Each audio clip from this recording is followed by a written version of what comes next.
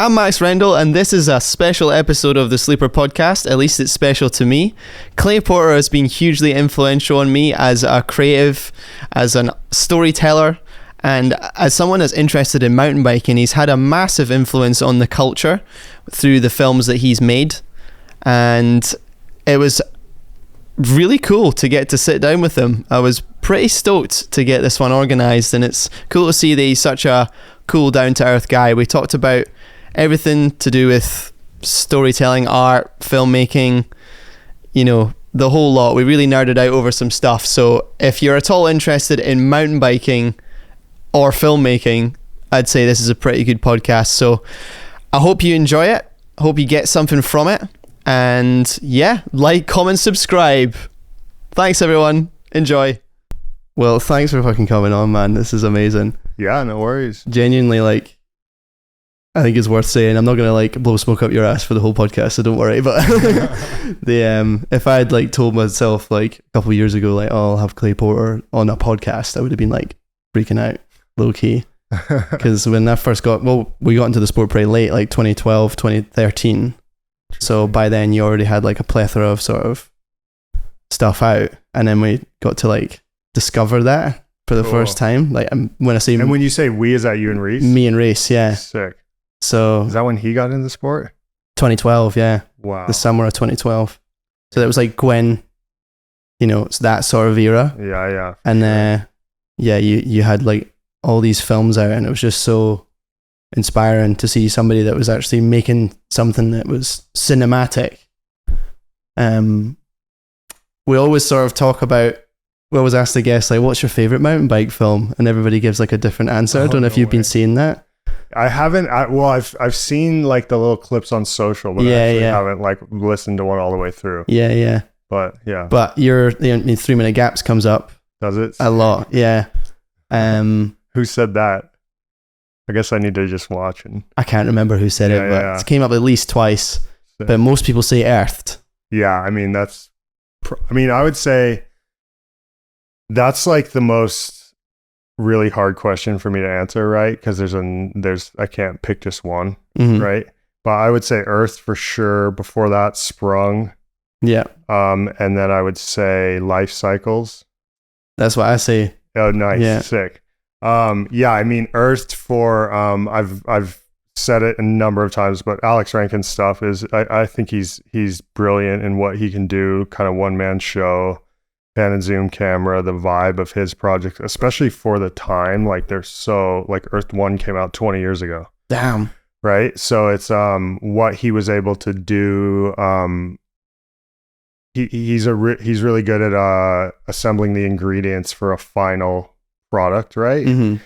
Maybe they're not the craziest, you know, they're not drone shots and dolly shots and all that type of stuff, but that's not what he likes making, you know what I mean? Yeah. And I really respect Alex's work, and that he makes what he thinks is cool, right? Yeah. And so I've always just really loved Alex's work. And then Life Cycles would be kind of like the other end of the spectrum, right? Where it's like, take a couple years, have the craziest concepts you can think of, that kind of thing. So I'm trying to think if I'm leaving anything out, but there's even stuff before that's like Transcontinental, which is this World Cup film that came out in 1999. Never heard of that. Yeah, it's sick. You should see it. It's on YouTube.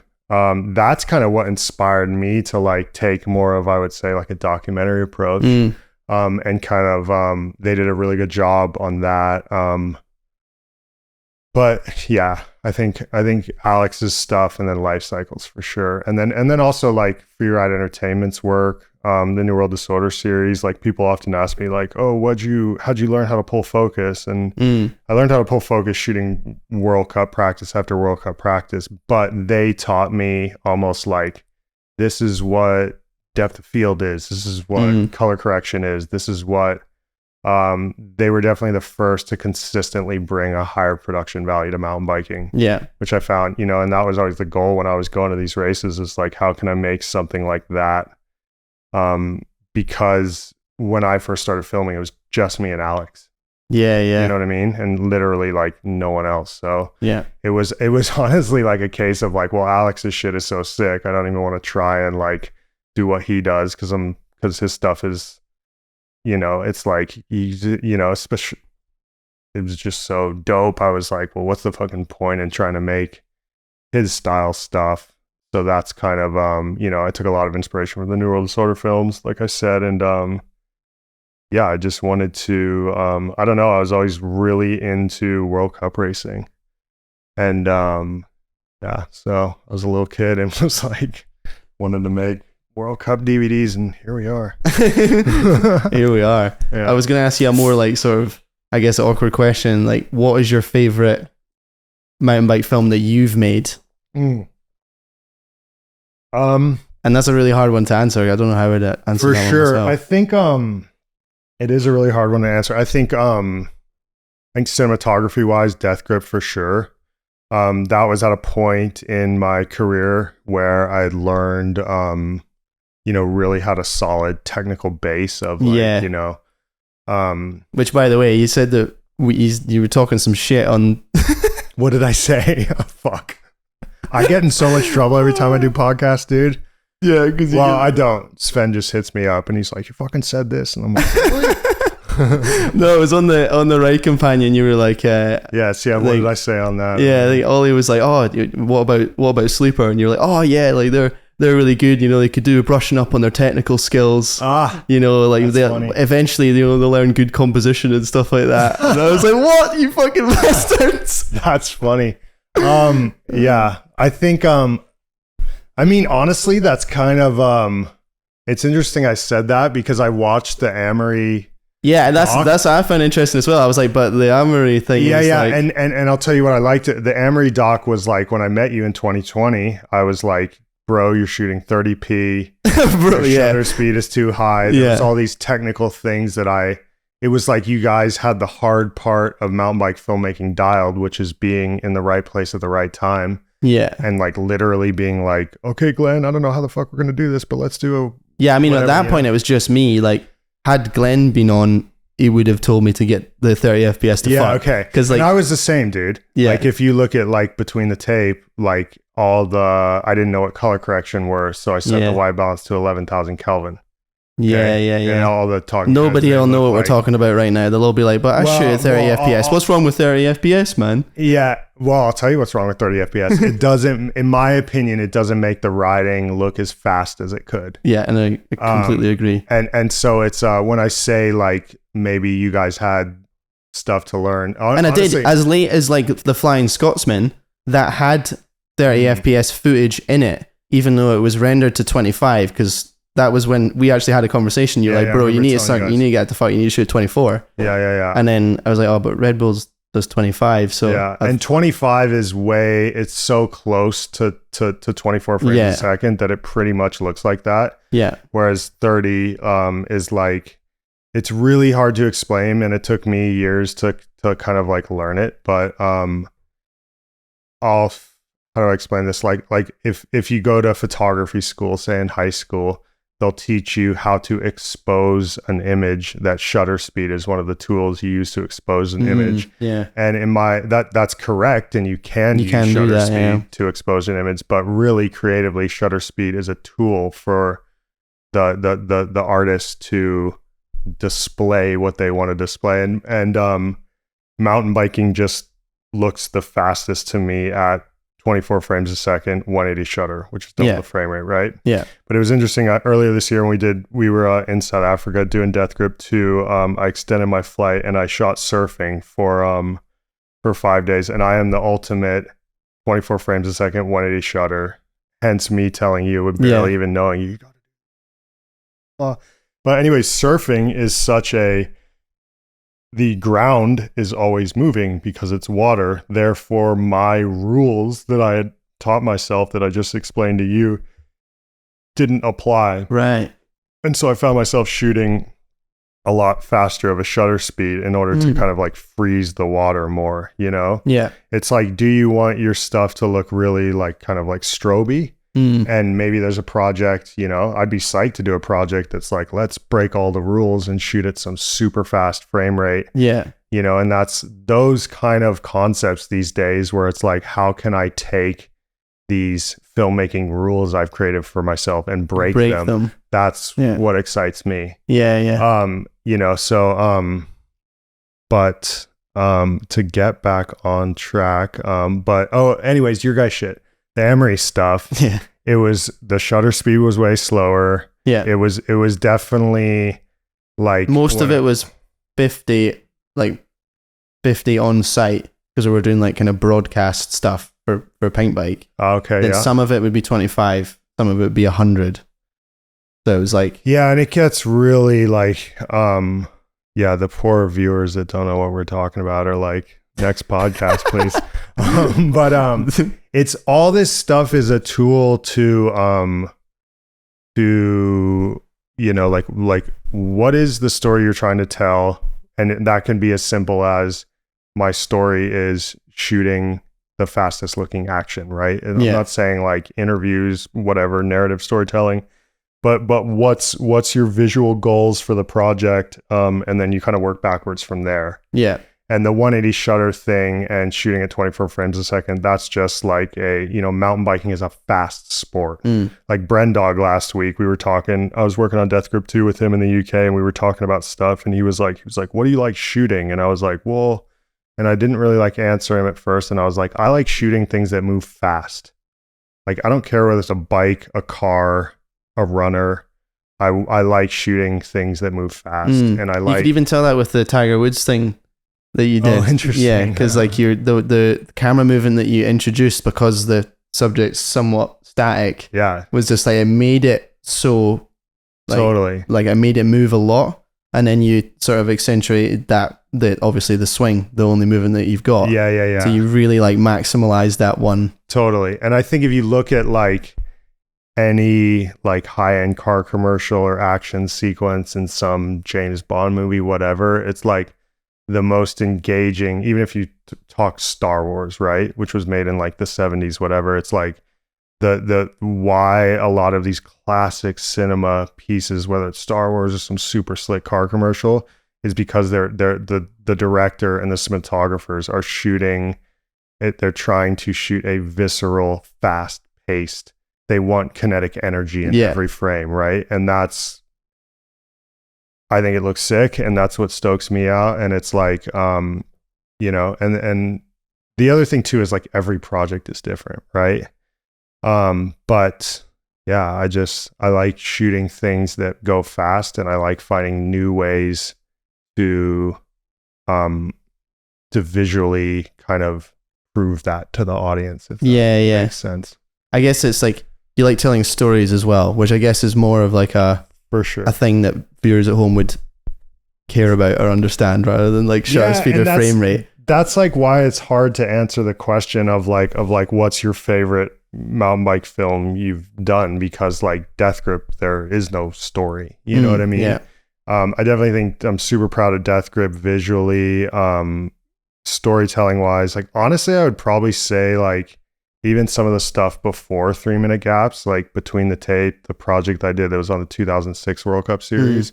I'm proud of that, in that like I can't, like looking back on it and knowing what I know now, I was so green and so didn't know what I was doing. I'm proud of myself that I just like went for it, and a year later had this like DVD that I could give to everybody. You know what I mean?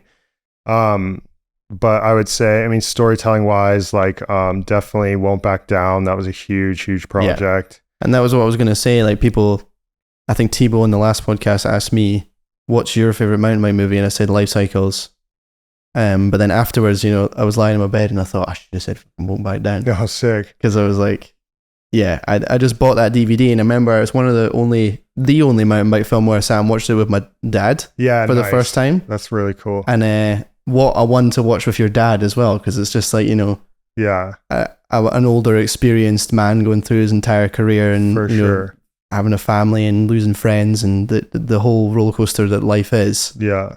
As opposed to just being about mountain biking or racing. It was like this whole other aspect of it, a real human story.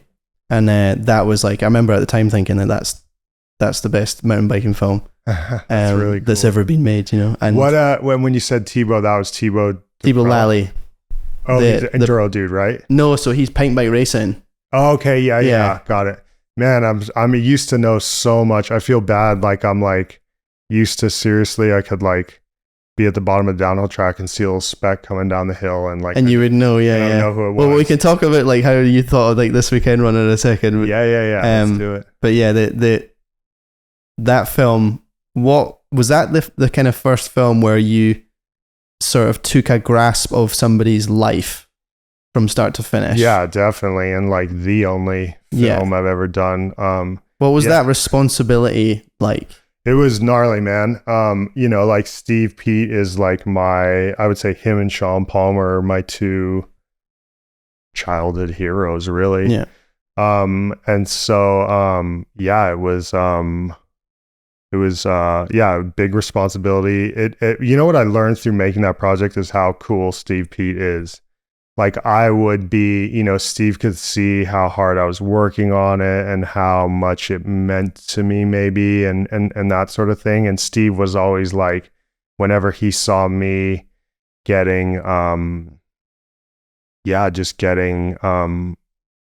don't know, maybe taking it too seriously or something. Steve was always just like, "Oh, don't worry, mate, you're killing it." You know what I mean? I don't remember exactly what he would say, but I think to other people as well, does that make sense though? Yeah. He was like more like, he like don't overthink had more it. confidence in me than I had in myself. But to other people, it's literally witchcraft. That's what I've kind of learned over the years is like, people don't understand how you can take some footage, go away, and then the thing pops out at the other end and it looks like as it does. So I'm presuming he had seen parts of it at that point.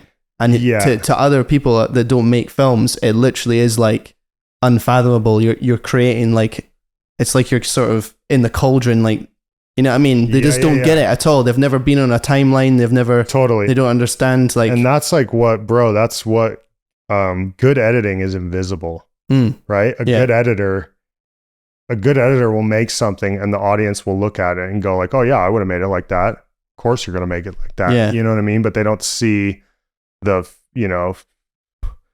hours of footage that didn't make it. They don't see a lot of stuff. So I think, but there is a style that kind of comes through though. It's like your ego is in it a little bit because of the song choice. Absolutely. And the music choice is very much, especially in a project like, well, really anything, but especially a documentary project, like music is like your emotional tenure, That's your cue to direct the audience to feel a certain way, right? And it's not like, I think you can overdo it sometimes, but definitely music in documentary filmmaking and any filmmaking for that matter is an incredibly powerful tool. Like some of my favorite scenes in films that, have no dialogue and they're just like driven by some simple, it's not even like a song, right? It's just like violins in the background or something, Yeah. So music is, I've always loved in my work using music as a tool to elevate the visuals. Mm-hmm. Like when I first start any project, from the first thing I ever cut to now, the first thing I do is put the song in the timeline. And before I even like start the actual edit, I have like, playlists in my Apple Music thing that's like Death Grip 2, Death Grip 1, whatever, all this stuff. And it's just like most of the music we wouldn't be able to afford, or even if we could afford it, even get the license to it. But it's more just a reference. A reference. And it's like it's what I use to help sell myself on what I think could work. Yeah. The vision for you, that I'm very visual when it through sound. And I presume that yours are the same. Yeah, 100%. So it comes first. The Definitely. Sound. Yeah, and like now, like step one is creating a soundscape that can inspire you to just even start editing. Editing it sucks, dude. It's not like editing Death Grip 2. I'm like, oh, I can't wait to sit in front of the computer for 12 hours. It's a lot easier than maybe like some commercial project, but it's still 80% heavy lifting. It's still 80% trying to find that one GoPro shot that you knew existed, right? There's still but then it gets, do you enjoy some bits of it? Like, I do. Some parts for me, it's when you get to the last exactly. 20%. Just to say 20%. Yeah, and you're just throwing stuff on, but you're also adding sound effects, like the last sort of layers and polish, and you're bringing a level down like here, and your highlights down there, really tightening it up, cut here, you know. Yeah. That's when, to me, it feels really, really fun. But you're right, it's most of the time you're just trying to relink the footage because Premiere's being a wanker. Yeah, or, you know? totally. Yeah, and I mean, and even like going back to Won't Back Down, like I'm like definitely proud of that project, you know, like, but if I were to watch it now, like I've learned that came out 2014. So 9 years ago that came out. I've learned a lot in the last 9 years where like, say, I think that film was like an hour and 40 minutes ish. Yeah. Like I bet now I could tighten that project up where it was just over an hour and it would be so much better. Yeah, right. Like to me, like that's such a mad period of time. Like I've not even been making films for that length of time.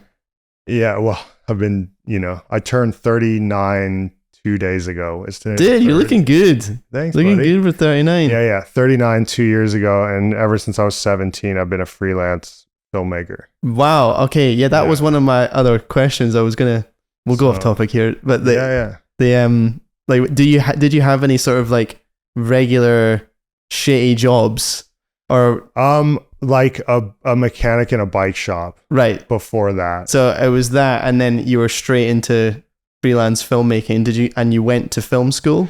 I went to film school and I dropped out after a year. So because I was learning more on my own. You were learning more on your own. Filmmaking, dude, film school is like, I mean, school in general, like maybe if you're like gonna be like an airplane pilot or something like that, like you kind of gotta like learn that. But like filmmaking is such a creative endeavor that is so unbelievably hard that like unless you're really personally motivated, you're going to fail miserably unless you really have a drive to do it, you know. And that's what stoked me out about you boys, is that I see a lot of myself in what you guys are doing, where maybe you guys are just doing it, you know. You're looking at the positives of what could be rather than the negatives of like, holy shit, like, are we maybe gonna go broke or whatever, we don't have enough clients, whatever. But you guys are, and so that's maybe that's definitely like what I've seen in you guys and why I'm a fan. Yeah, the kind of, I guess, the sort of raw energy. I mean, it started with just me. It was just myself, and it was definitely like, you know, with the frame rate and stuff like that. It was just like, well, the more frames, the better. You know, I might want to slow it down. Yeah, you know, and that sort of thing. And I had a grasp of basic story. My dad's a really good verbal storyteller, so I felt like I could tell a story. And then I liked riding bikes myself, and I just felt like I had an act for it. And, you know, I went on this journey. I never had such like a clear path in regards to filmmaking. I never even considered it as a career path until I was 20. I must have been like 24. How old are you now? 27. Yeah. So it was 2018 that I made the page Sleeper. And that was because basically I would find myself in a pretty dark place in life where it was just a bit directionless. And I was actually working as a plumber at the time. And I just basically wrote on a piece of paper all the things that I enjoy doing and I like doing. Nice. And all the things that I hate doing and I don't want to do. Yeah. And on the page there was things that I was good at and like doing was like riding bikes, making films about bikes. So I was like, totally. Gotta just go do that. Yeah. And it's not like my story's not like, you know, 17 years old, I was just off to the races and life was great. Like, yeah, there's definitely, you know, I've definitely struggled with depression and anxiety a lot. And I think, you know, a lot of people see what I do and just, it's easy to think that filmmaking is this really glamorous thing because you see all the travel and, you know, and there definitely are some, I suppose, glamorous things about it, but it's hard work. Yeah. You know, and I think, like you say, like, I don't think you'll ever understand how truly hard it is until you do it for yourself. In the same way, I'll never understand how hard World Cup racing is because I don't race World Cups. Yeah. And I think life, what I've learned is just, I don't think it's like it's easy to think the grass is always greener on the other side, and it's not, like you look at like incredibly successful people, and I'm sure they have similar stories. It's not like some people have a keyboard and they have the death grip button and the won't back down button, and some people don't, right? Yeah. It's so. But I think the gap between the end product and the process is what we're talking about. Like, people see the end product, and I think with anything, the end product is only the tip of the iceberg. So like a bicycle manufacturer, their bicycle is the tip of their iceberg underneath. But with film in particular, because you're almost creating a experience for somebody, people are so amazed by it if you can create like a immersive experience that feels cinematic and immersive and everything like that, that they just presume that you're killing it. You're just absolutely killing it. If you can make something like that, then you're obviously making loads of money, and it's and it's like, whoa. Like in comparison to the process, it's like a lot of, fighting people for, invoicing clients 16 times, them not paying, and people think that Sleeper is just like balling out of control because they see the end product. They're like, you guys are killing it just now. It's like, yeah, but it's also like, what does killing it mean, right? That's it. So it's I think people that are killing it are happy people that enjoy what they're doing, and people that aren't, I know, well, yeah, I'm sure there's a lot of really rich people that, are financial, maybe killing it, but are probably, well, that's miserable. It. That's the whole, it's that whole thing. But when to you, and I've definitely had to find like, and I'm still finding it. It's like a work life. It's really hard. I think doing what you love, like I definitely wouldn't picture myself doing anything else, but that's not to say that it's like, awesome all the time by any means, right? When to you did it ever sort of overtake the passion for it, and it maybe became like, I don't know, like too commercial or something like that? That's, I guess, something that I think about a lot, is like, where are we going? I think why? Totally. And I don't think I can answer your question with like a specific point in time, but I've definitely in the last maybe 5 or so years really have learned, okay, what projects am I doing for creative fulfillment and what projects am I doing for financial fulfillment, and understanding what projects are the ones that you're going to really grind on because you're going to get a creative satisfaction from that. And then what are the projects that you're going to do to make money, And oftentimes, like I think the biggest advice I have for people that are, I suppose, younger than me are like, it's okay to do projects that you think are whack, right? Okay. Yeah, amen. And you have to learn that not everything is like, being a commercial filmmaker is by design executing a brand's idea. Yeah. You're not getting hired because they see your work and they just want to hand over the keys to the castle. And I think a lot of creatives, myself included, think that like they get an ego and think like, oh, like that idea sucks, blah, blah, blah. Well, it's like, well, they're writing you the check. Yeah. Your opinion is valid. The analogy that I use. As soon as you can realize that, at least in my experience, your life will be a lot more pleasant. Yeah. The analogy that I use is if you hired somebody to build your kitchen. Yeah. And then they just came in and made their own like kitchen. And you're like, no, I didn't want that color. Dude, that's exactly what I was explaining. Yeah. And I think for me, it's like my life got a lot easier once I realized that. And I think, I would, how do I phrase this?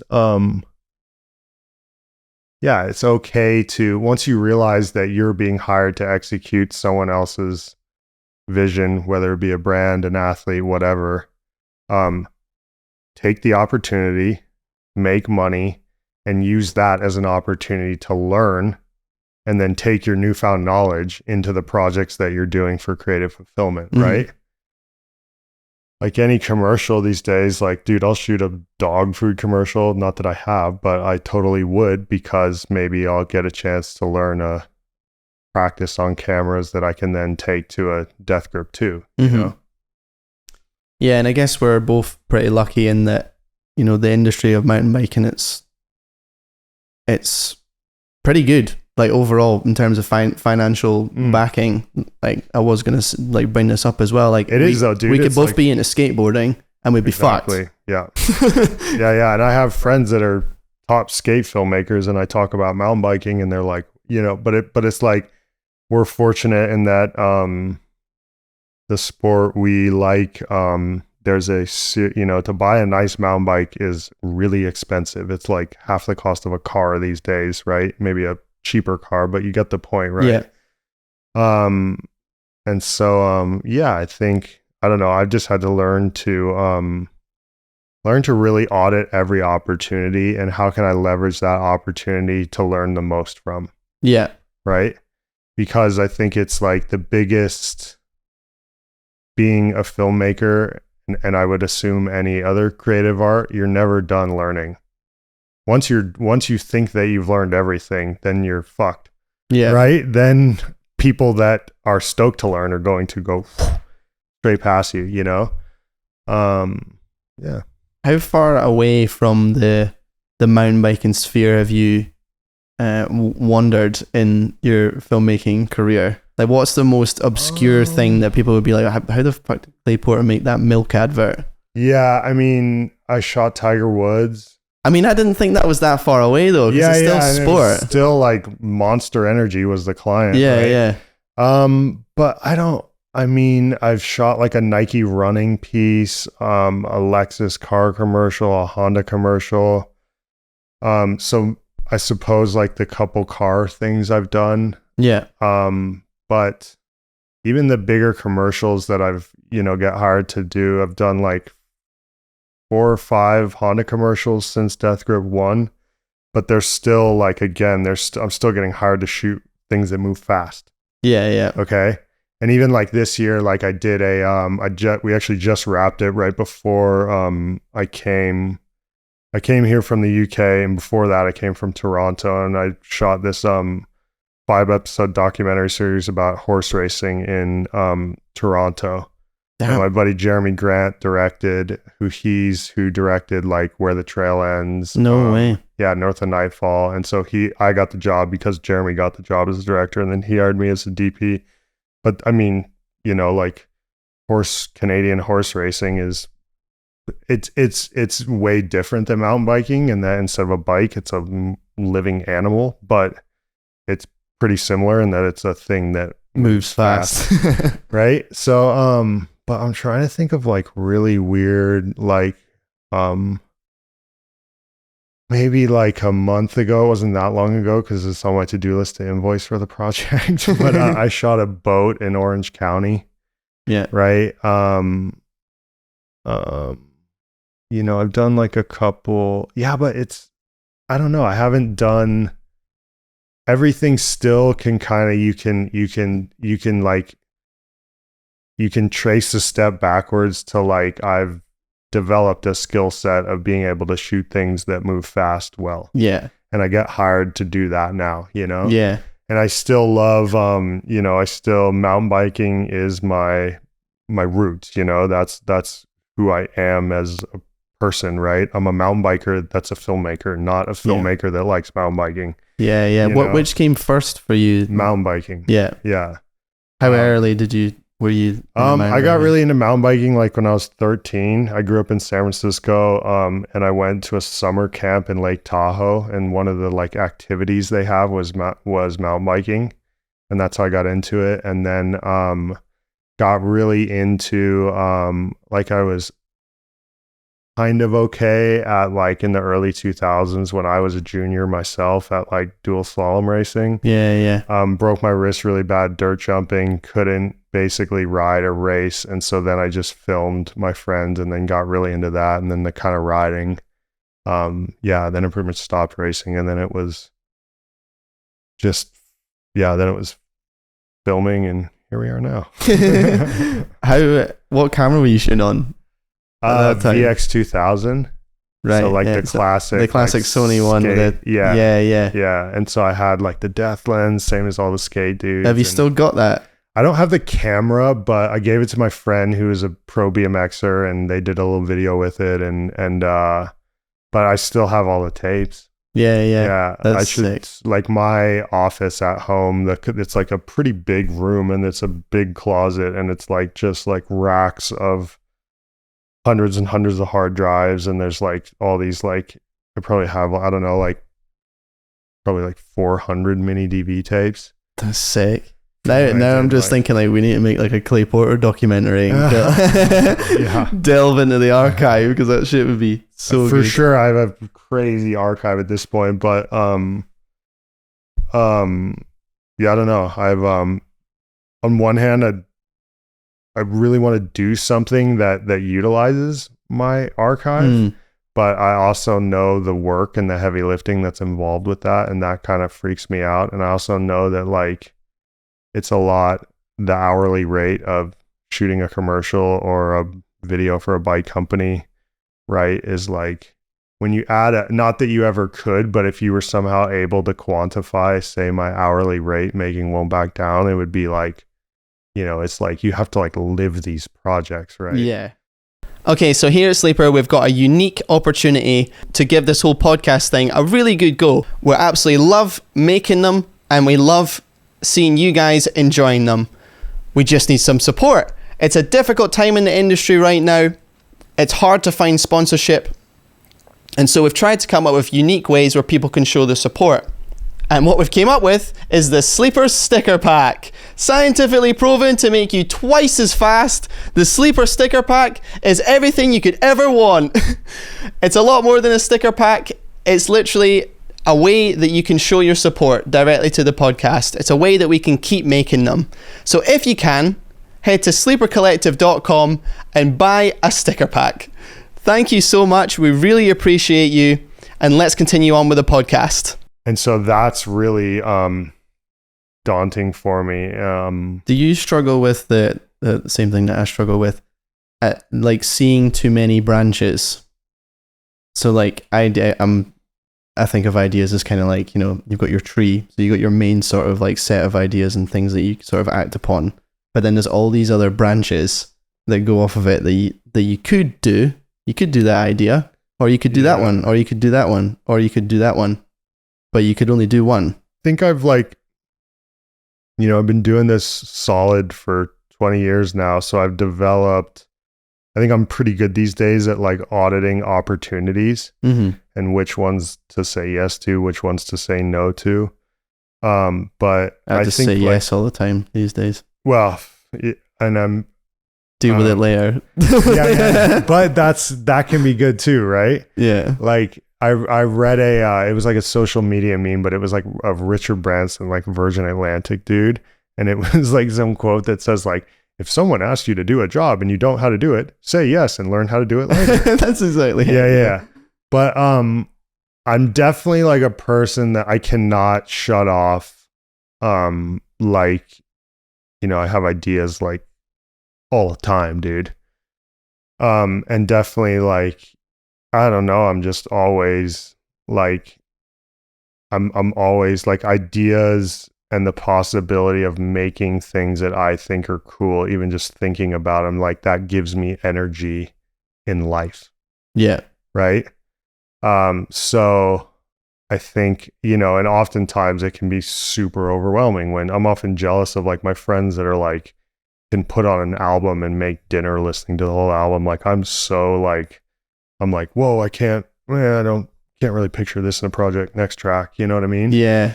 So, but I've also like learned that like, that's who I am and that's not going to change, you know? And even when I was a kid, I was like always drawing. I've been just making things my whole life, right? So yeah, I don't know. I've kind of like maybe 10 years ago, like I was, say, like jealous of my friends that could put on an album and make dinner and not can switch off, you know? And now I'm just like, I'm almost like succumbed to my own brain where I'm just like, I'm kind of crazy, I'm kind of weird, I'm kind of whatever, and that's okay. Yeah. Right? It's kind of a superpower in a way. When I was at uni, I went to uni and did sports science for 2 years and then dropped out because I shouldn't have been there. Yeah. But that was my film school experience. Yeah. But the people that were they were lovely people, but they were all going to go be PE teachers. They were all going to go and just do something within sport. And they just didn't have the same brain as me at all. And I felt super isolated, like it was me that was the weird one. Yes. Because I was just like, why are none of these people are thinking the same as me? I'd be like, put on a track. I'd be like, listen to these lyrics. Listen to this verse. Like, how important is this verse? Totally. And they'd be like, what are you talking about? Like, this song is like the songs for black people or whatever. Like, you know what I mean? Just so close-minded in comparison to how I was like thinking about stuff, and just I didn't see inspiration anywhere, and I didn't think that I was like I thought that I was just really strange. And then I met Glenn. Oh, nice. So whilst I was at uni, and you and Glenn are good. You guys are like, I can tell you and I are really similar in terms of really passionate people. Sometimes so passionate that it gets us into trouble. But 100%.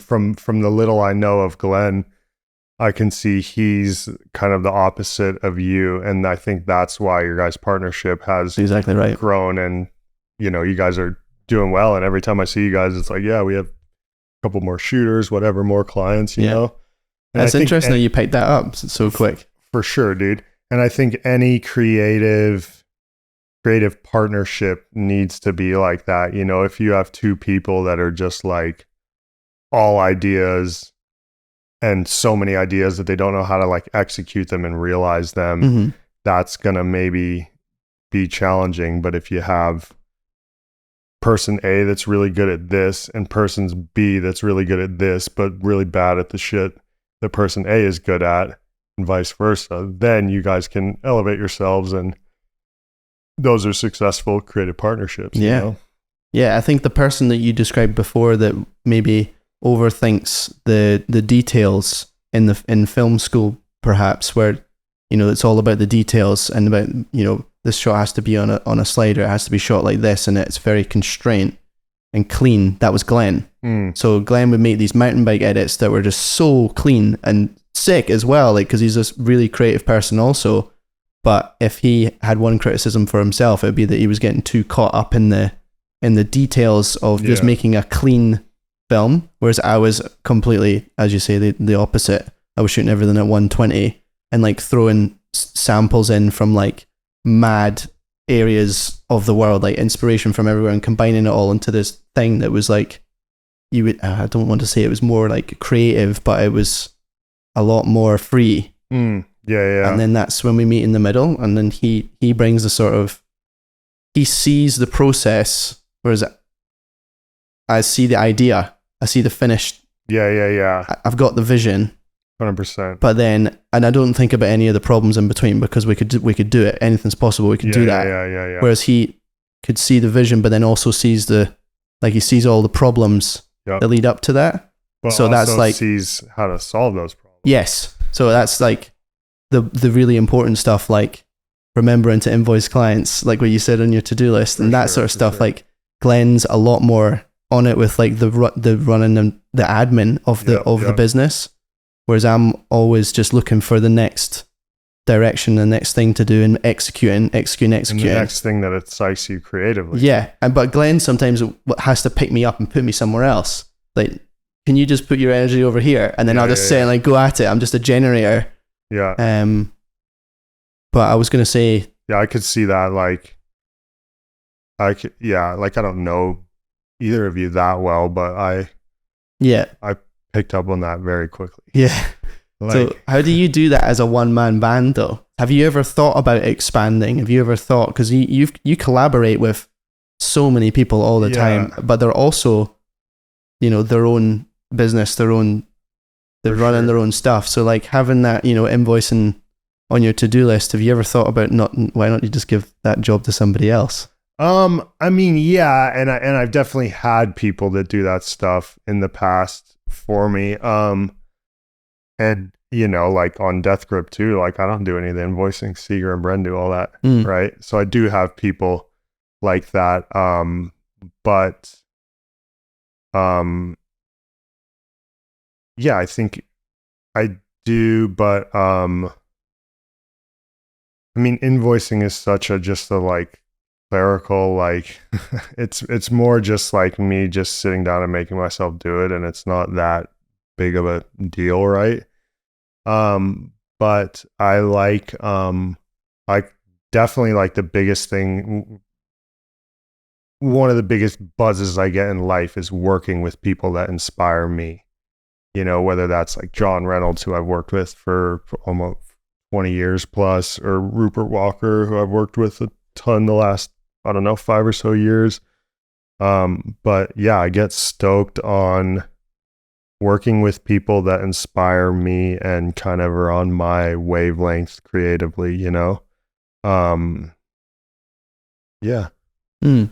But I'm not, as far as expanding, like there was, if we were doing this podcast 10 years ago in 2013, it was like my goals were like, make some big production company and have all these clients and do all that. Well, I quickly learned like I don't enjoy doing that.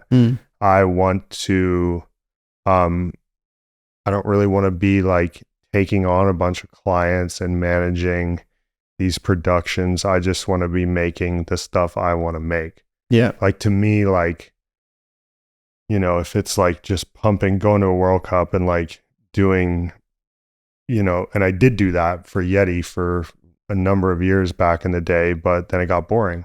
So then I wanted something else. And then I did the Afton project, and that got boring. And then I did and so I always want to do things. I just get bored making the same stuff. Yeah. To me, that's like creative, like suicide. If you just year after year, race after race, job after job, make the same stuff, like that's like the perfect recipe for burnout. And I had to go through that to learn that, right? Yeah. And so now I just really try and structure my work and my life around working with people that inspire me and working on projects that I think, that fulfill me creatively. And I just kind of have always hoped that there's an audience out there that thinks it's cool too. I think there's plenty of people. I guess that we could go on to, you're here. Yeah. We're at Ludenville World Cup. Yeah. And you've just done your first, you were in 2020, you were at... Yeah, first World Cup since 2020. And then before that, it was a bigger gap, right? For sure, yeah. It was before that, 2014. Yeah, and then 2020, you just did one World Cup, right? Or was No, I did. I did. I technically I did. Oh no, you did whole Leger. Season. Oh yeah, I did Leger last year. Yeah, right. But you weren't like that. So yeah, I forgot about Leger, but I went to Leger last year for and shot for SRAM. Yeah. And then prior to that, I went to in 2020, obviously like the COVID year. So I was working on Timeless with Aaron Gwynn, a series I did with him. Yep. And so I went to Worlds, and then the 2 double headers, Maribor and Portugal. So technically I went to the whole World Cup season in 2020.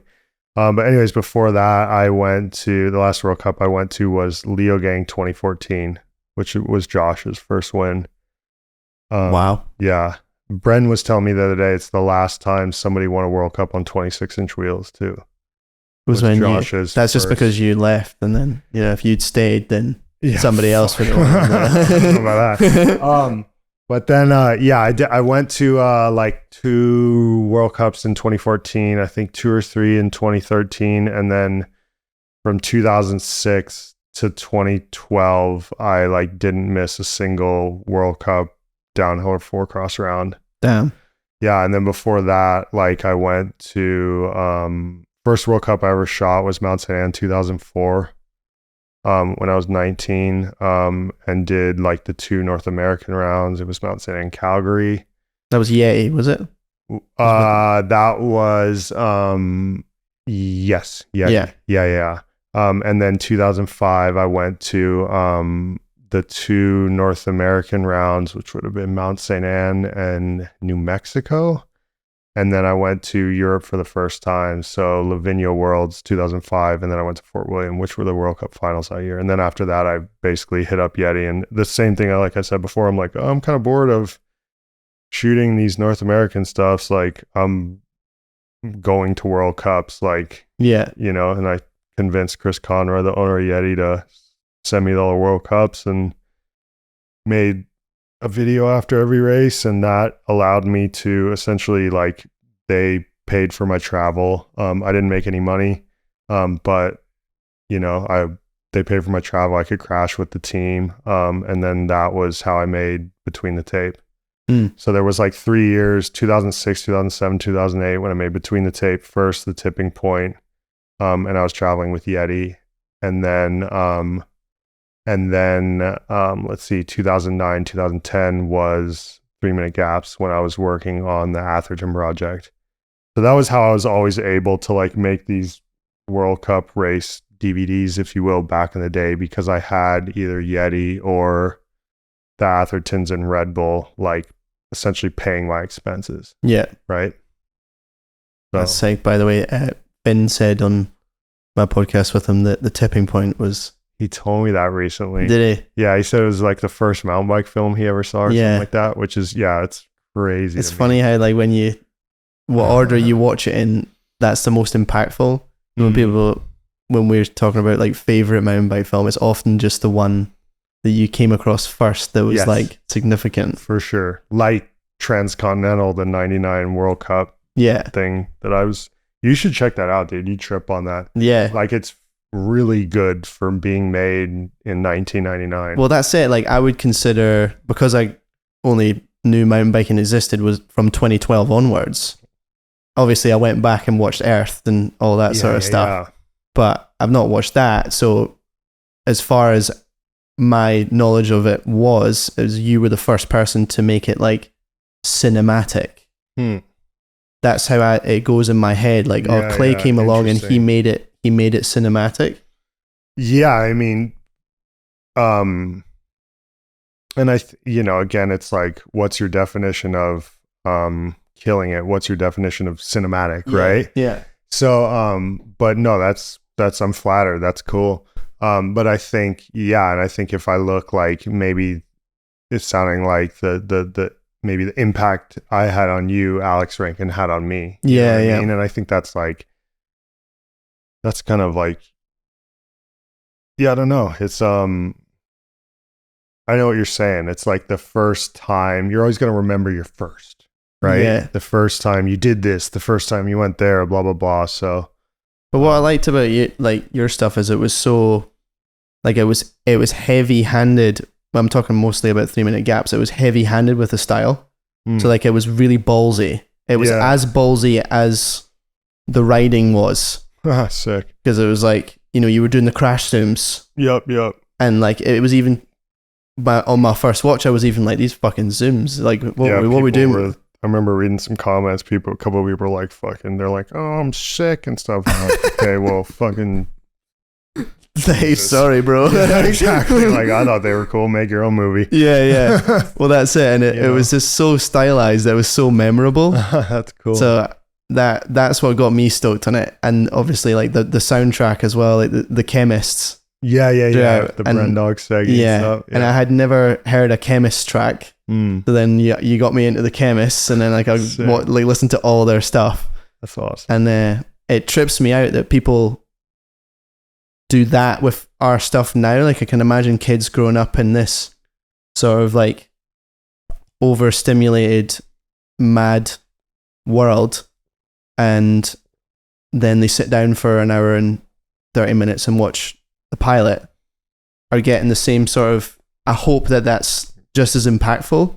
I don't know if it is, because they're being stimulated by all this other nonsense. Maybe the lack of stimulation before is what sort of made those films so prevalent. People seem to really appreciate the longer form still.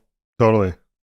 And I hope it has that same sort of impact, and, you know, people try and find out what the song is, and, you know, for sure they've got that like locked in their mind. Yeah. But I do wonder. You talked a little bit about this kind of like the new media on the Ride Companion, and I see ourselves as like, we're happily playing along because I grew up with Instagram. Yeah, right. And Instagram really is like I honestly don't even remember what I said in regards. I can't really remember either. I just remember that you were touching on the topic. Yeah. And it's just, just, Instagram is just like a distribution platform. Yeah. It's not like anything. It's not like, oh, I'm making something for Instagram, I'm gonna shoot it shittier than if. Yeah. Right. It's just, but there's like more. But the volume is like it's like a continuous spewing, ever flowing pool of some of it's shit, some of it's it's all heavily sensationalized. Like if you want to go blow up on TikTok, like you just need to make something that's like really gross, really like crazy, or do you know what I mean? It's like it's all about sensationalism, whereas we're into the subtleties of filmmaking. So there's like a bit of a conflict of interest there with TikTok and Instagram. And I always imagined, you know, in my wildest dreams, making a film that was like the pilot, like it's, you know, it's subtle and it's, you know, it's all of that. Whereas if you're trying to play the social media game, it's all about just making it as impactful as possible. Yeah, I don't know if I do know, because I'm just so like, I'm pretty unactive on Instagram. Like I find it like, you know, like by the time something is ready to be posted on Instagram, if you will, I'm like, have ideally put 100% effort into me, that it's like, no matter how good it is, it's like I don't say dead to me, but if I do a good job, it's like, I don't want to share it, because it's like, I put everything into it, you know? And that's kind of been that's my strategy with kind of everything, is like, fuck the algorithm, fuck whatever, all that stuff, make the coolest fucking thing you can. And if you do that, then all that stuff kind of doesn't really matter. And Death Grip's a good example of that. You know, everybody's like, oh, how'd you get the movie on Netflix? I'm like, dude, I don't know how I got it on Netflix. I made the craziest movie I could, and the distributor got it on Netflix, but it's all in the content, right? There's no like a real like, you know, people that are trying to find these like hacks to get more engagement or more followers and stuff are just like lying to themselves, essentially. It's like, if you can put 100% effort into something and truly be passionate about it, and then all that stuff, in my experience, 9 times out of 10 works itself out. Yeah. Whether it's getting a lot of likes or somebody at Netflix seeing it and it getting on Netflix. Yeah. Know what I mean? Yeah. And I think quality. An example, dude, I'll use for this that I heard years ago, but like it was some social media meme that explained it all. But basically, when I think it was either Jay-Z or Beyonce, I forget, they had a new album coming out, right? And they had it exclusively on Tidal, which was, I don't even know if it's still around, but a music streaming service, right? And so basically it was like Spotify was the #1 music streamer, Apple Music, whatever. There was a couple other ones, and Tidal was the 7th.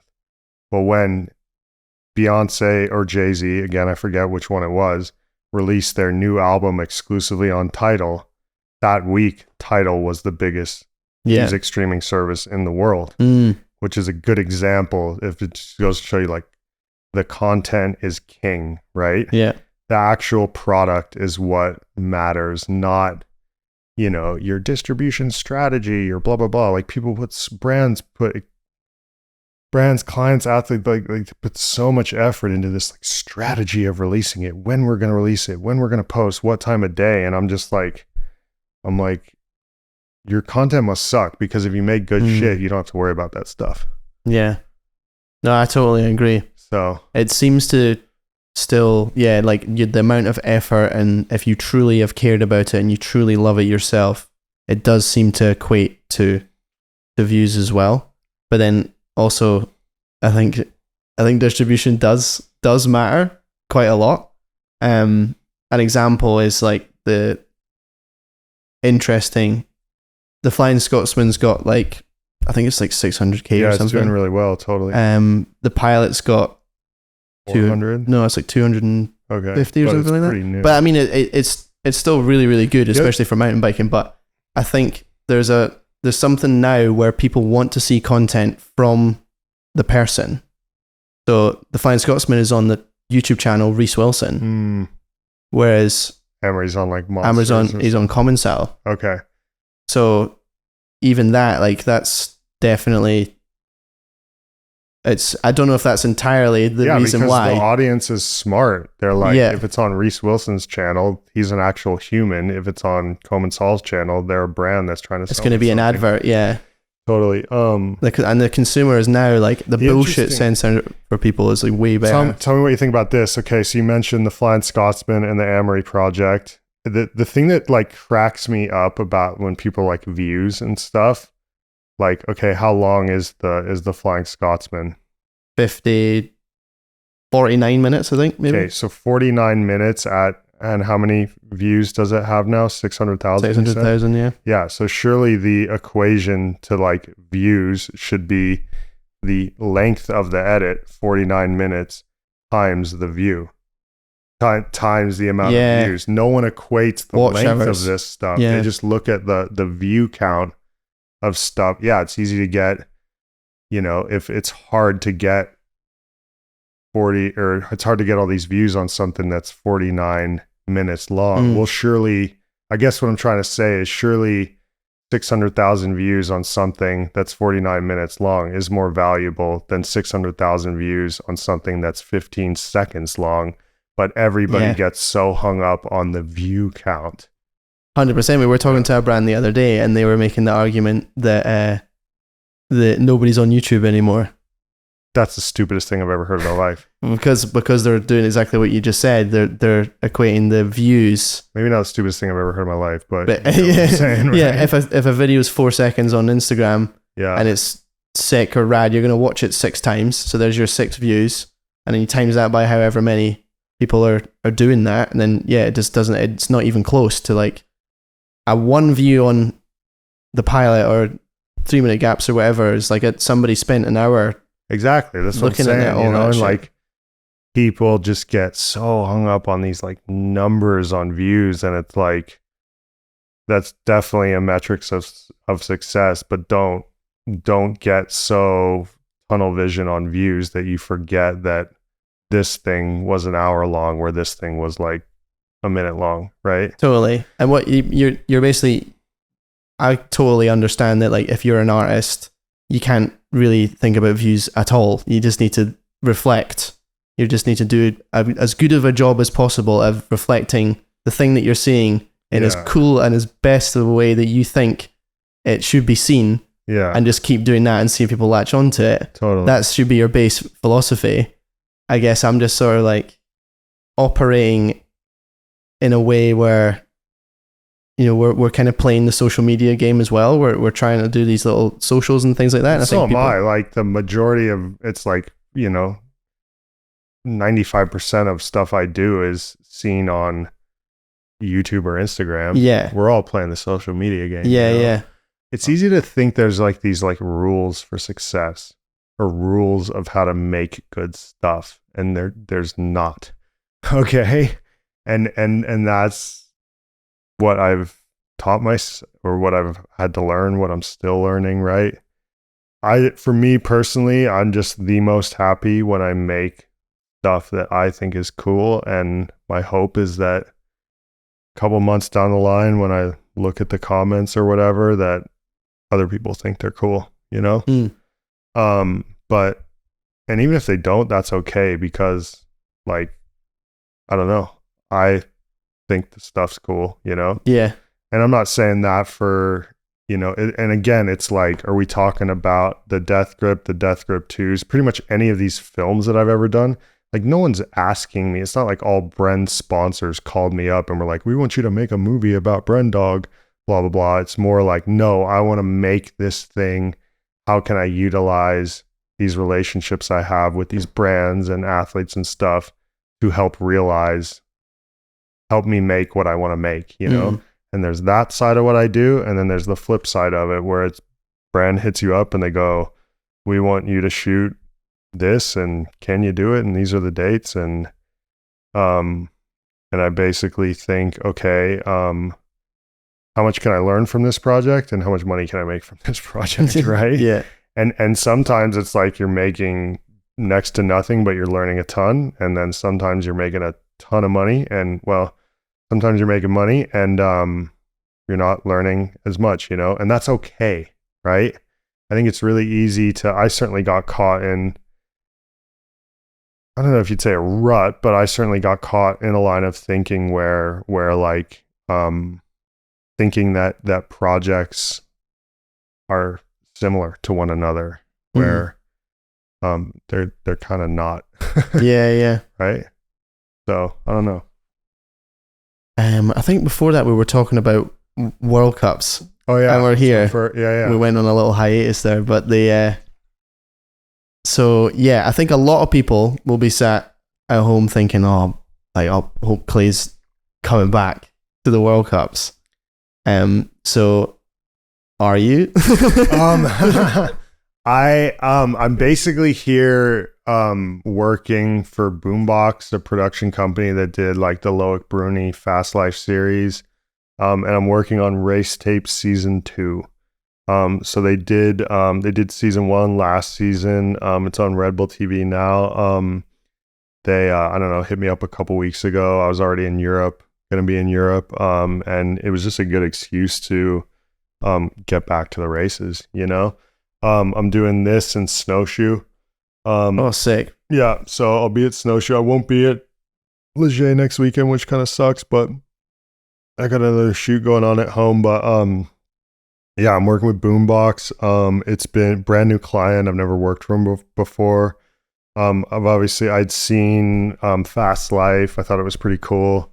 They definitely have a lot of experience in sports documentaries, really. But it's been fun. Really cool group of dudes. I was pretty fired up on what we got this weekend, and that like we had like we essentially did today what I always wanted to do with 3-minute gaps. In that, like, we had a mic on, we were following Bruni, Finn, Loris, Valley Hall, Jackson Goldstone, and Greg Minar. But we had a mic on PD, we had a mic on Andrew Chandro, we had a mic on Finn Isles' girlfriend. I was shooting, I was kind of like the action slow-mo shooter, but then there was a guy that was just shooting Finn's girlfriend during Finn's run. We don't give a shit about what happens in Finn's run. All we care about is her, right? So it's basically picking, okay, these are the stories I'm going to tell. Those are the characters, and whatever else happens to other people, like, they're not part of the story we're telling, right? So it was cool. I think we were just I just had dinner with everybody, and we were just kind of debriefing on what everybody got, like, but yeah, it was I think it's just kind of like an extension of really what I always wanted to do with 3-minute gaps. Like, so many people have been like, oh, are you going to do another 3-minute gaps? And it's like, well, and I'd love to, right? Yeah. But I'm not gonna do it. Like, I pretty much with 3-minute gaps maxed out what one person. Yeah. And 3-minute gaps wasn't just me. Like, John Lawler was really involved in it. John Reynolds too. But even so, like, I'm not going to do what 3 people can do. Yeah. Right. I want to have, like we did today, I want to have mics on all the team managers. I want to pick specific athletes and tell their story. Yeah. Where it's like, okay, you're shadowing Finn's girlfriend, and whatever happens to her, that's the story. Yeah. Okay. Not like, oh, let's get a clip of her, then let's try to get this dude. You know what I mean? So, yeah, I honestly think it'll be really, really sick what we did today. I'm just helping shoot a couple of episodes. So, it'll be a case of like, it's a pretty win-win job in that like I'm hands off and I just show up and shoot and, help them execute this creative that they built. And then, I'm not involved in post at all. I'm sure they'll send me a couple rough cuts and I might give them notes, but, it's kind of like that's what I like doing these days. I like working with a bunch of different people, and I like, just working with people that inspire me. And I would definitely put, I remember when I first saw Fast Life, I was like, wow, this is really, this is good. This is just really, kind of like an evolution of storytelling around the World Cup series. So yeah, they hit me up a couple weeks ago, stoked to be involved. Was really hyped on what we got today. Honestly, not even hyped on like my stuff was cool, but I was more just hyped to see whenever I would like look at the other camera operators, it's like, boom, the camera's right in Finn, it's happening. Right? Yeah. And so it was a really good mix of, we had our characters and we shadowed them really well. And if they weren't one of our characters, like we didn't worry about it, you know? And that's kind of the evolution of, like you look at like Drive to Survive on Netflix and stuff, that it's not like they're telling every team's story. Like each, one episode will be centered around one team. And it's like, really, if you looked at the race results, the team maybe was towards the back of the pack, but they create such an engaging look at that person or team's experience that it oftentimes is maybe more of an entertaining story than the team that won. That was the first season with Haas sort of thing. Exactly. So we it was cool and really great. The team at Boombox is sick. I'm stoked to work with them more, That's really cool. We're kind of doing a similar thing in other areas, like and it's, as you say, it's really satisfying when you've had multiple shooters all day and there's even stuff like they're all aware of what we're trying to shoot and the stuff that they're doing you don't know about, and then you get home at the end of the day and they're like, oh, and I got the shot of that crash that they had, and you're like, oh my god, you got that. Like that's so good. Totally. And that's the beauty of the like having a team being able to tell those stories and for sure expand the coverage. Like that's people like, man, I've a lot of people have been like, oh, like, are you, I don't know, coming back, if you will, to World Cups? And it's like, that's like my dream, I just I don't like making the same thing that I made before. There always has to be an evolution of the storytelling and the visual style to kind of like keep me interested, I suppose. Yeah, so you said a madness. What did I say? On the Ride Companion, towards the end, you said that in order for the story to be elevated in downhill, they need to have the intercoms between the rider and the managers, and I think that's absurd. I think it's absolutely obscene. Because you're not going to want to hear anything from anyone when you're doing your run, even if you're down by 6 seconds or up by however many seconds. I think you're always just going to be going as fast as you possibly can. No, I don't want to hear shit. Maybe there's other riders that would want to hear it, but I mean, that's just you though. Like, it's like I'm more looking at it from what ingredients do I need as a storyteller to compete with? I totally get how you got there. It's just like the logistics of it are just but why not? Why not? Absolutely, why not? I think that's like, and again, it's like, like I could be totally wrong. I just look at. We should do a poll, like between the World Cup athletes, like who would want that, and find out who. Yeah, and maybe they don't want it, but I didn't say that to cater to the riders. It's just like a storytelling, right? Like, in my opinion, there needs to be, okay, look at on Netflix, Drive to Survive compared to the golf show and the tennis show. Yeah. Okay. I didn't watch Drive much to of the golf show. Survive is considerably better because they have communication to the athletes that are doing it. The tennis show and the golf show, they don't have a coach. The editors and the storytellers don't have dialogue to play with while the tennis player or the golf person are doing their sport. And therefore, that's why I think the Drive to Survive show has been immensely more successful. And that's why you're shooting Finn's girlfriend whilst Finn's run's happening. That's like as close as you can. I don't care about Finn's run. I care about what Finn's girlfriend is thinking. Yeah. That's way more relatable. Like, no one can relate to like, oh, Finn did a sick whip. Like, you and I can, but you and I are very core, right? Yeah. And so kind of what I was saying on that other podcast is like, if mountain biking wants to compete with F1, there needs to be some sort of dialogue correspondence, whether that's from a coach or a team manager, while the action is happening. Because if you really break down Drive to Survive on Netflix, it's a show about teamwork. It's not a show about driving. The shot of Lewis Hamilton driving a car is really boring. Okay? It's about hearing what he hears when he drives the car, and that's what's interesting. Right? In the same way, like, yeah, you and I think some sick whip is interesting, but 144 million people aren't going to think that. And if we want mountain biking to get to that level, and maybe we don't, that's cool too. I had a really fun time today, right? I made that comment too, because I've spent, like even this horse racing documentary that I did, it's really cool and it's good, but there's no communication to the horse drivers when they're doing the horse thing. And that's, in my opinion, what makes Drive to Survive so successful. Yeah, no, that's a better way to explain it. But yeah, I think maybe the athletes wouldn't want any sort of like in-ear comms, but I didn't say that comment to appease the athletes. I said it to give me the ingredients that I need to make something that compete with Drive to Survive. Yeah.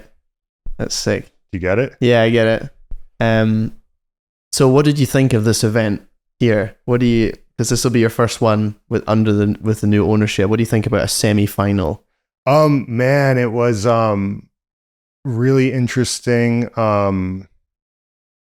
I mean, for dudes like us, it's great because we get another option to shoot them, know when they're going to come down the hill. I even do things like, shoot the semis, be down the bottom for the finals, but then in the edit, it'll look like the semi run is the final. For sure. You got that material. Yeah, there's more. I think it's like cool for us. I think, I mean, what are the little things that trip me out? Like I wasn't used to, we did track walk and it's like the yellow like poles that are there instead of like course tape. Wasn't expecting that. You made a really good point. We were setting up for this, that there's no like finish line arch anymore. I didn't even notice that today until you mentioned it. But as far as like the new organization, I mean, I definitely didn't really understand canceling the junior race yesterday. Yeah. But I think I don't think we need to go into that because it's pretty it's like I think a lot of people didn't understand that. But I was pretty impressed just watching when I was shooting the race and watching the live feed. There's an FPV drone ripping around. There was a Mavic drone. There was a cable cam. I thought the actual like the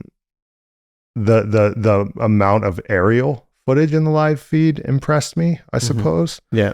But I think the new format's cool and that it allows us to get more action. But do I think having another run is going to make World Cup mountain biking compete with Drive to Survive? No. We need more dialogue ingredients. That's what makes that show. And honestly, my favorite out of all these like sports docs that are really popular on Netflix are Drive to Survive and then the Tour de France documentary. if you look at the two parallels of those, they have a team around the athletes communicating with the athletes while they're doing the sport. And like I said, that is, in my opinion, as a storyteller, the ingredients that the storytellers around the sport need in order to tell an engaging enough story to a non-endemic audience. Yeah. I'd love for somebody to prove me wrong and do an all slow-mo, no dialogue thing that my grandmother loves, you know what I mean? But like, I don't, it's interesting, like doing stuff about like shooting professional athletes it's really interesting in that they're obviously the best in the world at what they do, but all the stories are kind of all the same. It's like person X either has this goal and they're either going to reach it or they're not. And that's the story, right? Yeah. And I think what Drive to Survive does so well is they tell this, it's not about race car drivers, it's about teams. In the same way the Tour de France documentary on Netflix, it's a show about teamwork, Yeah. And I think downhill racing is in a really interesting spot, and that like, it's obviously, nowhere near as big as Tour de France, Formula One, whatever, golf and stuff, but there still is this really interesting team dynamic that I don't think has been fully showcased, like all the attention goes on the athlete, right? And I think if you can kind of crack the code of how to tell this more team focused story, that's what the general public, I predict, will respond to. And that's certainly what I responded to with Drive to Survive. 100%. Yeah, it's that like wider context that you need. Yeah. To even care. Exactly, right? Like, because it's hard to make an audience care, dude. Like, there's so much stuff out there, man.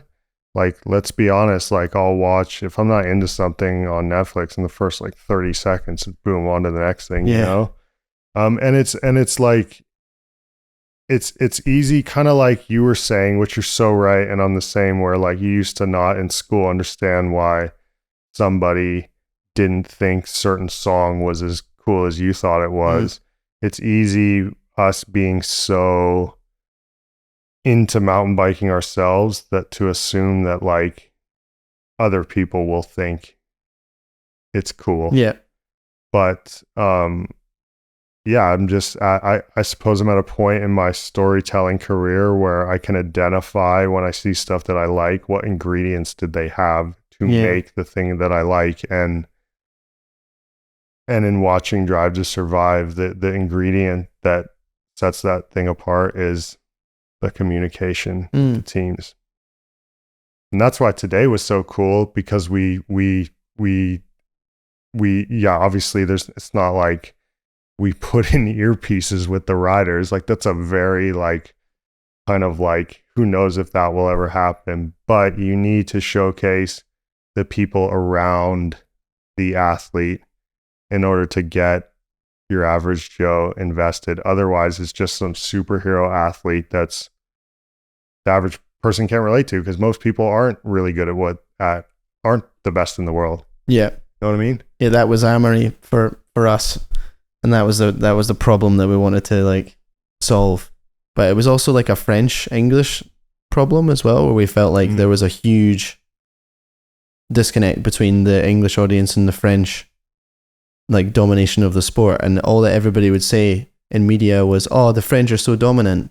Like, yeah, and who are they? Who are the people? Yeah. And so Amory was just the most obvious example of kind of like a faceless character. Like, obviously he had a face and you could see him, he was jumping about on the podium being all happy, but he just won the race. I know nothing about the guy. Yeah, totally. And he just returns back to the French team and they all speak French and I can't speak French. And the difference, like if I had, I almost feel bad comparing your Amory project to like a Drive to Survive, right? But I'm going to, just because it's fun to. The difference between, obviously Drive to Survive has millions of dollars to make that show, and you guys had fractions of that. But your Amory project was really talking head retroactively Yeah. speaking. It's a bunch of people talking about what happened in the past, where what Drive to Survive does so well is they just document It's in everything. the moment, yeah. Exactly. It's Yeah, all because we visual. decided to make it after. Yeah, which makes it even harder, right? Yeah. So it's like, and that's the thing is like talking heads are kind of like just like poor man's storytelling, right? It's all about the best documentaries. My favorite ones are all visual evidence. Yeah. Like dude, you should check out the Billie Eilish doc on Apple I've TV seen it. Plus. How good is Yeah, it, right? it's insane. 3.5 hours and there's not one bit of voiceover and not one talking head in Yeah. the whole movie. And it's gripping, right? That movie's 100% visual evidence. Yeah. And how good is it? The commitment required to spend that much time. I'm stoked you've seen that, dude. Dude, it was unreal. Yeah, but like yeah. the fact that I can't remember who was shooting it, but it was also just like friends and family as well. But the coverage there, like I wish that I had the ability to be 100% there for any of the one things that we're doing, because we're almost doing so much now that it's like we're trying to get all these things covered, and we can do a really good job of that, and then you cover the pits and stuff like that, but then oftentimes there's not much going on, and you need to be there 100% of the time, and you also you need to be there like in between the races as well and go. So I kind of wish like we always end up making something really cool at the end of it, but it's like we're almost doing like too much is maybe if there was one problem that we're having. It's as I guess inspiring as it is for dudes like you and me to look at like a Drive to Survive as a like and compare our work to theirs. Yeah. We have to be realistic that they have way more cameras and budget, which allow them to have more cameras, and because they have more cameras, they can have one person only on, there's a dude whose job is just to film Christian Horner all day. Yeah. That's a job brief. If he gets fucking food poisoning and is shitting his pants and puking, like keep filming him. That's the fucking story. Yeah. Right. And so, but that's what was really cool about what we did today is we started to do that stuff in World Cup, which I certainly had never done before. And, like it's, but you can't compare yourself to, you guys can't compare yourself to Drive to Survive because you have clients to appease, right? Yeah. Your clients are Trek and whatever, and they sell bikes, and that's right. You're making content, as you say, that's going to live on the brand's socials and stuff, not on the athlete's social. And that's what, if Drive to Survive lived on, like the team's page, it would probably have the audience would be a little more, maybe, I don't know, just have more of a guard while watching it, I suppose. Yeah. But I think, I mean, I think the interesting thing and why I'm so like fired up on, and it's not a new thing. As soon as I saw Drive to Survive, the first episode that came out, I was like, sick. This is how I've kind of always wanted to shoot World Cup mountain biking. They've just done it and have the budget to do so. Yeah. But mountain biking's in a really interesting spot, in my opinion, in that it's not as big as F1. So the access is so much easier, right? Yeah. So much less politics, right? Like we're friends with all the athletes, right? Mountain biking's in an interesting stage where I think it's certainly gotten so much bigger since I first got into it, but it's still not like anywhere near F1 or anything like that, right? And so I think it's at a cool point where you can kind of leverage that as a storyteller and create even more engaging stories than like the Drive to Survive show, simply because we have more access and there's because there's less money in it, right? There's just less bullshit around it. Therefore, you can make a more authentic story that, like, I would love to do Drive to Survive for mountain biking and never have a talking head interview. Yeah. 100% visual evidence, right? Like the talking heads in Drive to Survive are only to support the visual evidence that they've already captured. Whereas, like, I suppose my critique of your guys' Amory project was that there was it was too much retrospective. Exactly, but don't let that comment like No, we fully understood that at the yeah, time. exactly. Yeah. It's like, and so, and if I look back on the coolest part in all of 3 Minute Gaps, do you want to know my favorite part in all of 3 Minute Gaps? Go on. Is when G gets, he doesn't do well in Val de Sol and he goes, turn the camera off, Clay. Yeah. Right? Yeah. Because that's real. visual evidence real. Yeah. That's what the audience looks at and goes, okay, these guys aren't telling me a lie. Yeah, it's not some talking head interview where it's like, and so I think, talking heads are fine, and I've certainly used them fucking in tons of shit, but the goal is to use a talking head to support visual evidence, not to try and be visual evidence. That makes sense. Yeah. But it's hard. You got to have a ton of cameras, and you have to be really diligent about, okay, this camera person is literally only shadowing this person all day long. Yeah. And that's the story, and you can just hope you can gather enough characters where you can then have enough material to make it ideally almost all visual evidence, like the Billie Eilish doc. Yeah, I think the closest that we're getting with that is with Pink Bike Racing, just because that team's existence is entirely because and dependent on the video series. Like, it exists because there's going to be a video series. So there's more commitment internally within the team to just allow documentation at all sort of points, and everybody understands that. So every single moment, no matter how like difficult, awkward, sad, real, it's all there.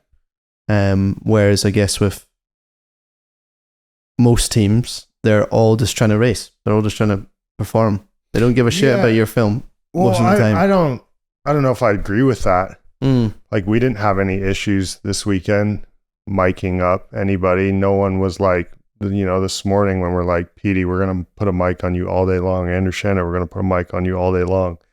Finn's girlfriend, we're going to put a mic on. No one was like, nah, I don't want to do that, I think definitely, and it's not just like Drive to Survive, prove that or whatever. It's like we live in an age of media and content, and like, I don't think you guys doing pink bike videos is unique at all.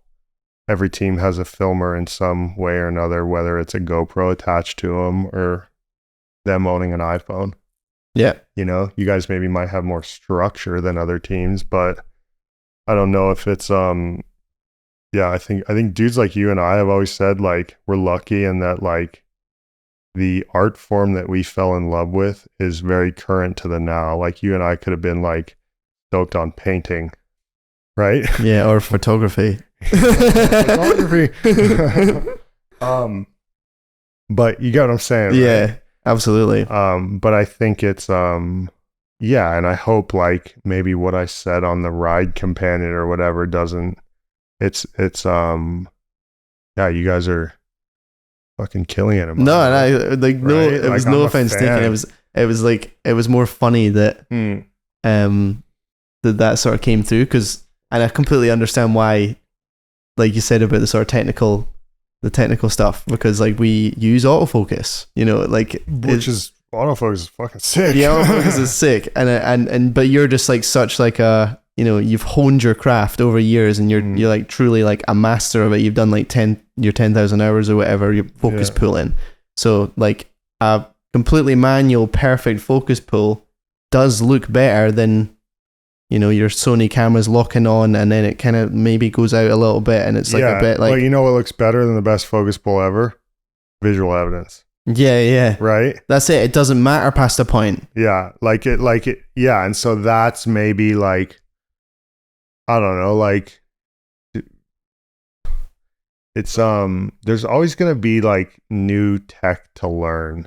It's how you leverage that stuff to elevate your storytelling and what you're trying to say. That's what matters, right? Like, technology is not like, oh, I have a red camera, now I'm going to be a better filmmaker. It's like, how do you use this it's like the technology comes first and then the creativity after that. Yeah. Right? And a lot of people think it's the other way around, but it really is like good creative people look at tools and they go, how can I use this the best? Right?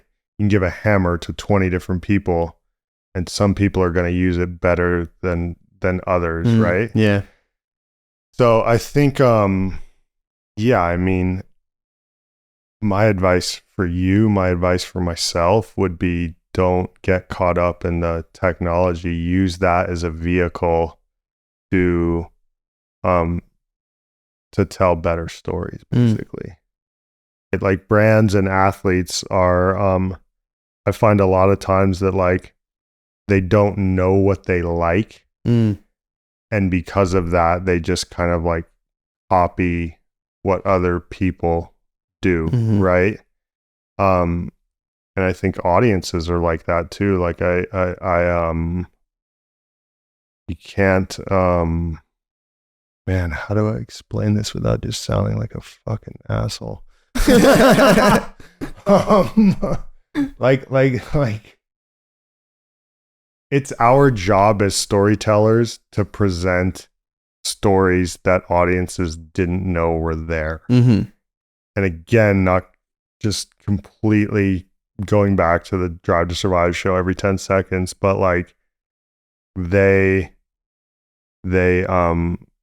audience thought they already knew what Formula One was because they've just seen the TV broadcast and stuff, when really there's this whole team dynamic behind the whole thing that then was documented really well and then brought this entire new non-endemic, non-F1 fans to the sport, you know.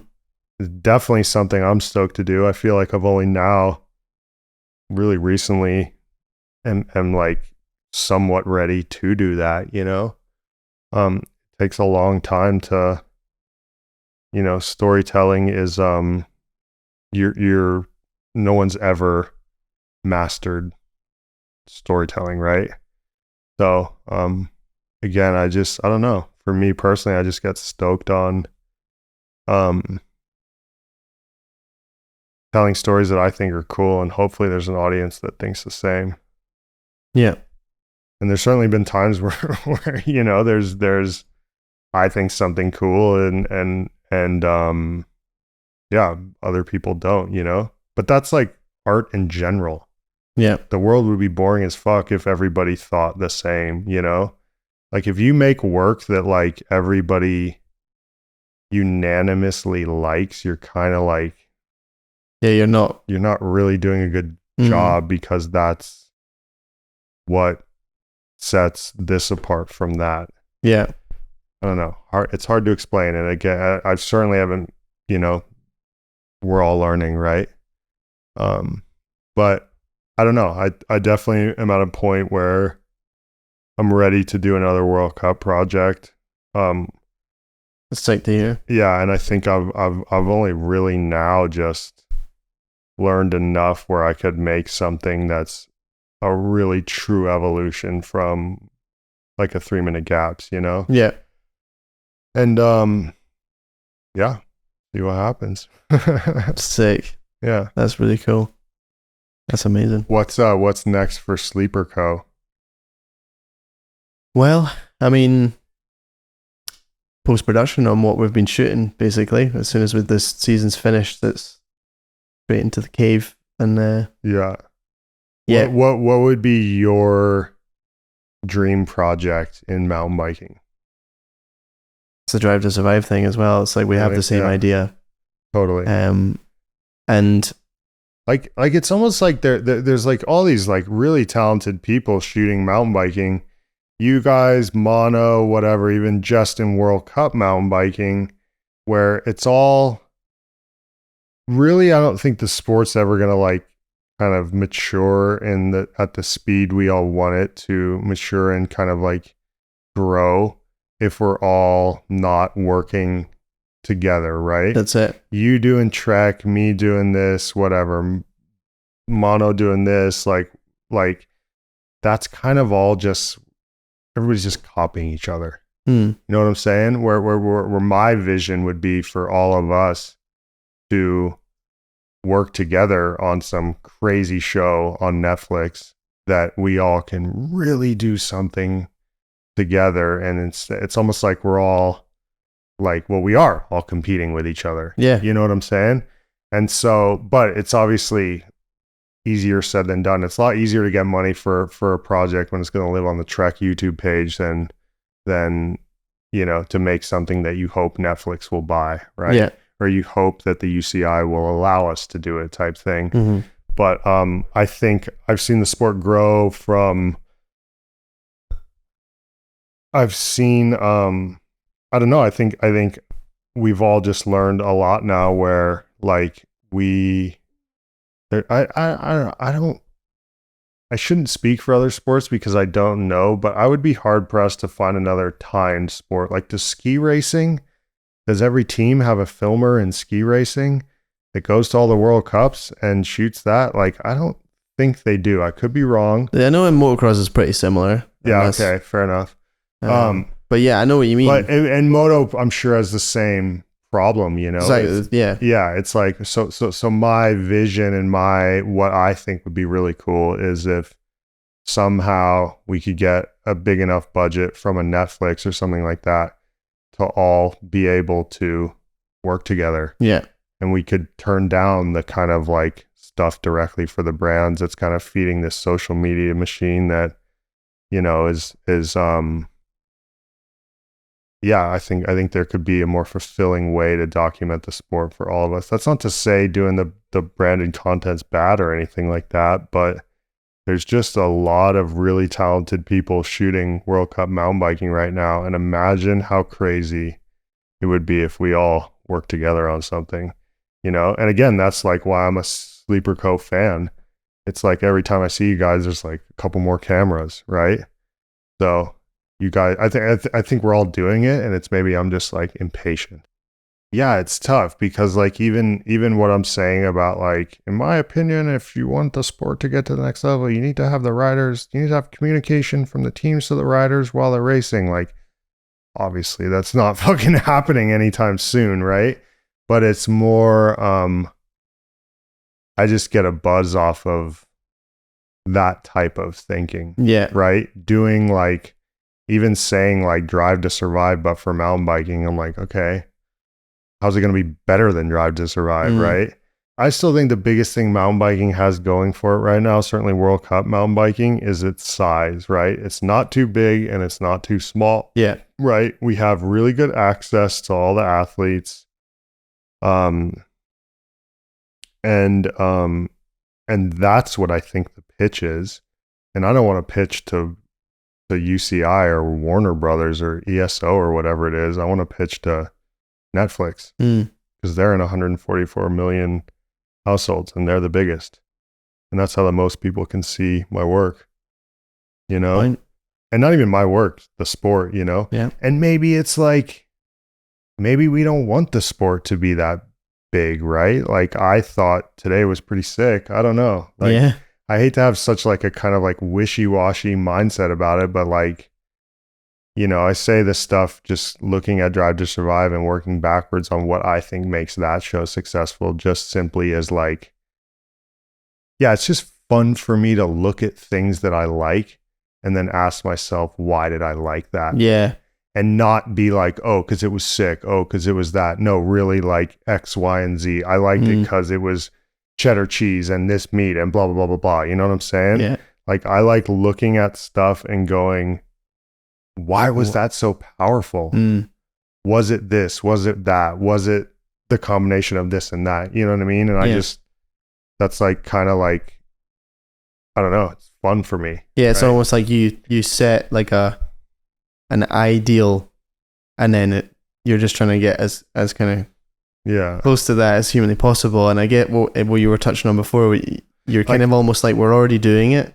Yeah. Like the Drive to Survive thing. It's like there's this imaginary scenario that we're thinking about, but like what you did today is kind of what it is. Yeah, you know? We copied Drive to Survive. Yeah, it's like literally that's it. Like you're doing it. Like poor man's version of Drive to Survive. With but stuff. It'll look and feel to other people because people won't know what's missed. Yeah, people won't know what was not. And I don't think like Yeah, to me, the route isn't approaching UCI, ESO, or Warner Brothers. Like, it's approaching a streaming service that has so many subscribers that they have budgets where the ESO, UCI, whatever it is, that they won't be able to say no to, right? It's like going to them is like... That's a very good point. It's too incircular. It's too...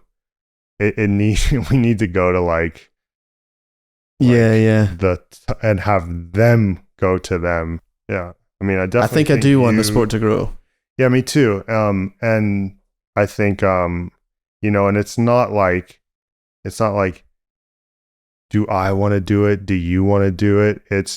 I want it to happen. Yeah, exactly. That's what I'm trying, and I want it to happen. And the only way it'll happen is if, like, in my opinion, is if we all do it together. Because you need that many cameras to do this type of stuff. The secret to Drive to Survive is they have... Even if half of us. Yeah, I mean, that'd be better than nothing. Like today was like, it's like we did all this stuff I've always wanted to do, and it was 3 cameras and a sound guy, right? It's not like a huge team, but when you get people that are passionate like you and I are, and that know the ins and outs of the sport, like, that could really go a long way when you approach a box-to-box films about doing that, because they're used to just cameras everywhere and having a editing super team that has the time to go through all this stuff, right? Like, the magic to those shows are in the shooting ratio, right? Imagine how much they shoot compared to what makes a show. Yeah. And that's kind of the magic of like any good non-narrative documentary. Like, the documentaries are gnarly for like, you just shoot all day and hope you get one quote that's usable. Yeah. So but I think for me it's about, as you say, I want it to happen. And I think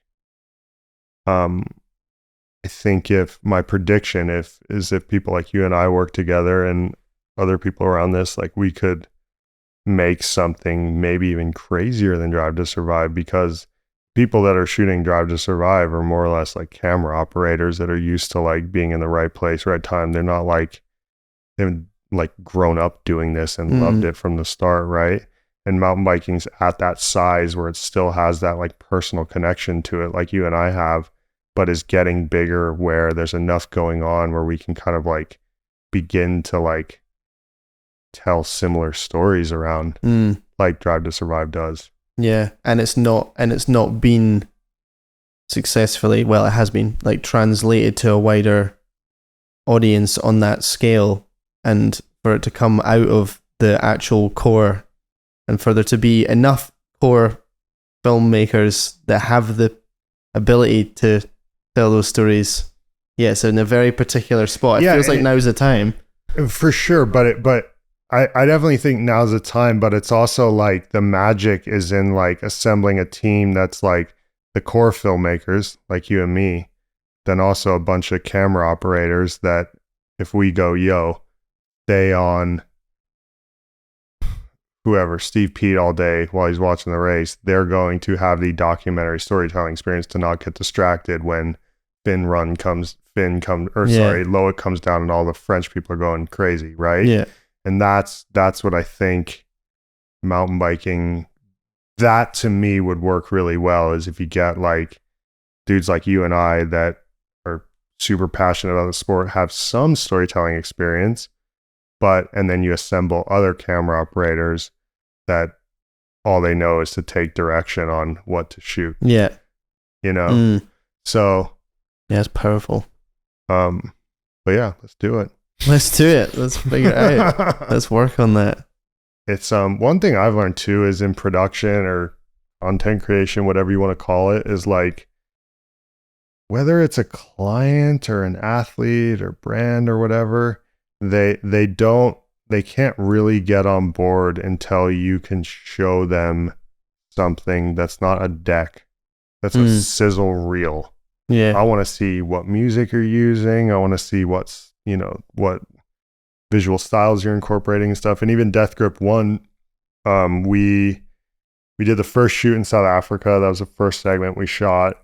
I get home from that, I cut a sizzle reel straight away. Okay. Then every shoot we did thereafter, I would add to that sizzle reel.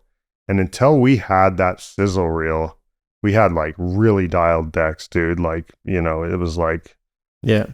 But until the client feels it exactly, no PDF deck is gonna really do it, you know? It's almost like, in my experience, like brands need to feel like they're like missing out on an opportunity. Yeah. And then they get kind of like, holy shit, they're doing this without us. We got to get involved, you know? But until you can kind of show them, a sample, a sizzle, it's you're only going to go so far. The commercial world is so gnarly in terms of like, if you're bidding on a ketchup commercial and you only have footage of mustard in your reel, you're not going to get the job to make the ketchup commercial, which is ridiculous because they're both foods that, right? Like, are pretty much the same food. One's just red and one's yellow. But like, that's in the same way you can't expect the kids that you went to uni with to be as stoked on the song as you are. The same goes with people who you're pitching these projects to. Yeah. So I don't know. It's hard, but I think the opportunity, like dudes like you and I can see projects kind of like in the forefront better than most. Yeah. That's probably why we do this, right? But I've had to learn that you can't expect others to see it. To see it like we do. Like, I remember back in the day when I'm doing the Atherton project and stuff, I would like hear the Chemist song, right? That I used for like the Brendog section. I was like, heard it, and it was, I was at the Atherton's house and I was like playing it for Rach, and I was like, this song fucking crazy. Listen to this drop, blah, blah, blah. And she's just looking at me like, okay, dude, you know, and I used to not get that. I used to be like, why does Rach think it? Does she have shitty taste in music? Does she blah, blah, blah? You know, and it's like, well, because she doesn't think like I think, right? And so I've had to kind of like learn that. And for me, it's been really healthy to learn that, right? We should work on some together, bro. We absolutely need to, my guy. We have to. We have to. Yeah. We have to. Who's going to do a Cade film, by the way? Well, that's a great question. Yeah, you guys should.